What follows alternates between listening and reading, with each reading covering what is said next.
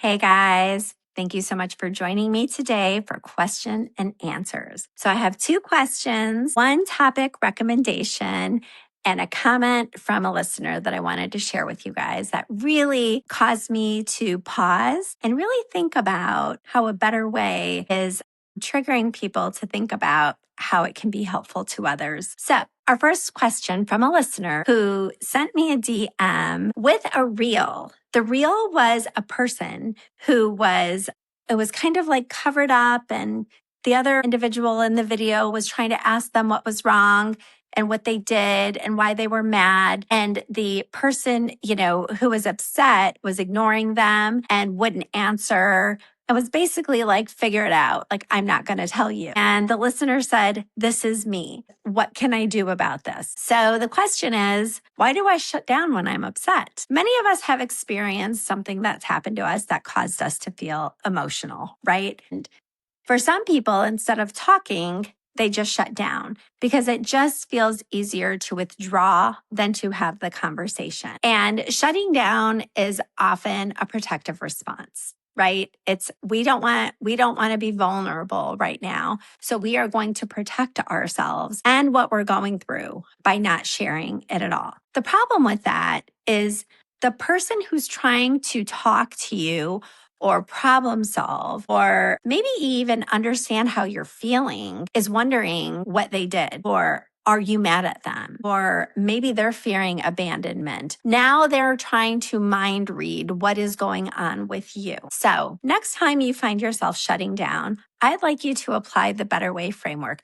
And that starts with notice. I want you to notice what your body's doing right before you start to shut down. Is your heart beating faster? Are you sweating? Do you find yourself avoiding eye contact with the person? Are you walking out of the room? Are you pacing? What is your body doing? Because this is your signal. This is kind of the yellow light that's like, caution, something's about to happen. We're about to shut down. And second, I want you to shift. I want you to shift your mindset to, what am I protecting myself from right now? So is it the conversation? It's a difficult one and I don't want to have it. Is it fear of maybe what the other person's going to say?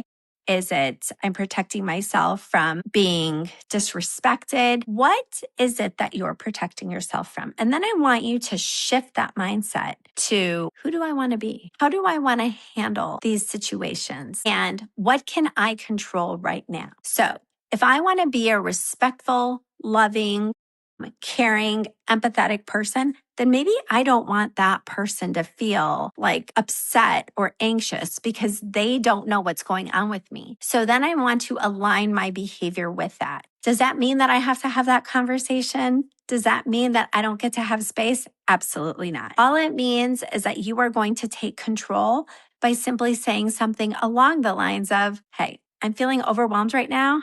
I am not in a position to talk about this, but I will get back to you when I'm ready. Or I'm feeling a lot of feelings and I can't quite sort through them. So I need some time to do that before I tell you and share them with you, whatever it is, and ask for that time. Or just state that you need time. And then I want you to go into refine. I want you to look back at how you handled that, how the other person responded, how you handled that response, and notice where you did good. Maybe even just saying the words for you is a win because typically you won't respond at all. But in any case, I want you to review and adjust whatever it is that you need to do. Notice, review, and adjust what happened. So that's what you do. Why do I shut down when I'm upset? Because you're protecting yourself. But there's other ways to do that other than to just simply shut down. So the next question was, what do I do when the people around me make it hard for me to do things a better way? Well, that takes us right into pillar 3 of the Better Way framework, which is align. If you recall, in align, one of the ways that we can be successful is by adjusting our environment. And if there are people in your environment who are making it difficult for you to do things a better way, well, that's no fun. But the reality is there's always going to be people like that and you can't control them. You can't change them, and you cannot make them get on board with what you're doing, but you can control yourself and you can control how you respond. So what do you do when people are making it hard for you to do things a better way? You focus inward. You focus on yourself and how you are reacting and responding to that and what you can do. How we respond is what's going to make the difference in being successful. And finally, well, not finally, almost finally, somebody asked me, how do you create peace in your adult family? Well, this is not a very simple question and answer. After doing a little bit of research, I realized that this is an issue for many people. 4 in 10 Americans are dealing with family estrangement, family issues. And the reality is that there isn't always an easy fix, and it's not always going to go back to how it was.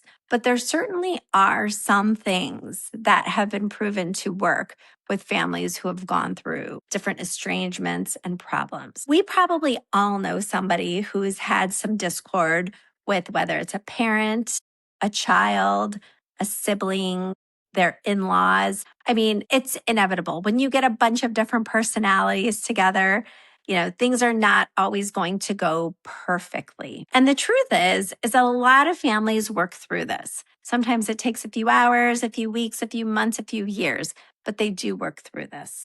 Whereas others, well, it's been decades and sometimes even lifetimes where families don't reconcile. And so this is a very sensitive topic. I personally have experienced this. And so I am going to use research, some theories to bring this to you in my next season of my podcast. And finally, a listener messaged me and said, I've been listening to your podcast and I think your podcast would be wonderful for men going through a divorce. And I was taken aback by that because when I thought about my audience with creating this podcast, I thought about the person who was already living their life and doing all the things that they should be doing, but maybe wanted to do more, maybe wanted to level. What were they missing? Where is an area that maybe they weren't paying attention to? And that's how I developed this. And the reality is that this podcast is for anybody. Men, women, single, married, divorced. This can help anyone because it's all about behavior change. It's all about noticing our autopilot, what we've been doing for weeks, months, years. And all of a sudden we're like, this is not working, and how we navigate through those changes. Some of us find ourselves in the midst of changes that we didn't decide we wanted, but somebody else did. This podcast can help. So if you know somebody who is going through changes or somebody who's ready to make changes, please share this podcast with them. And if you haven't already liked and subscribed, please do so. And I look forward to seeing you in season 2 of A Better Way.